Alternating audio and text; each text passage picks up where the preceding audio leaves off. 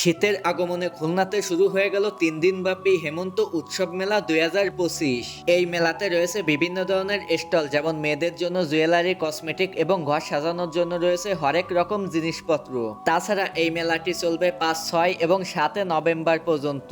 এই মেলাতে আপনাদের জন্য বিশেষ কিছু অফার রাখা হয়েছে, যেমন ফ্রি ফুচকা খাওয়া থেকে শুরু করে ফ্রি ফটোশুট এবং ট্যাডির সাথে দুষ্টুমি এবং ফাজলামিও করতে পারবেন। মেলাটি প্রতিদিন সকাল 10টা হতে রাত 10টা পর্যন্তই চলবে। মেলাটির লোকেশন হচ্ছে খুলনা ফ্রেন্ডস ক্লাব ব্যাংকুয়েট হল।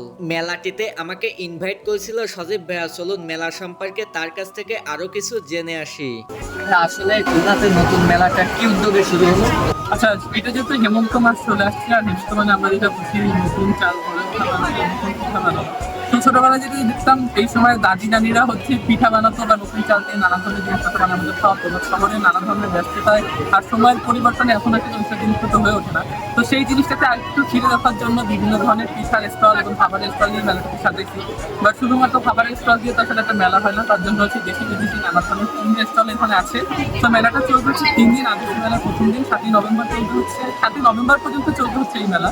আর স্থান হচ্ছে খুলনা প্রেস ক্লাব ব্যাংকুয়েট হল। দর্শনার্থীর জন্য নানা ধরনের অফার এবং ডিসকাউন্ট আছে। আপনারা যারা আমার পেজ চেনেন বা আমাকে চেনেন, আপনারা আমাদের পেজে আসলে আরো ডিটেলস জানতে পারবেন। তো অবশ্যই আপনারা মেলাটা ভিজিট করুন।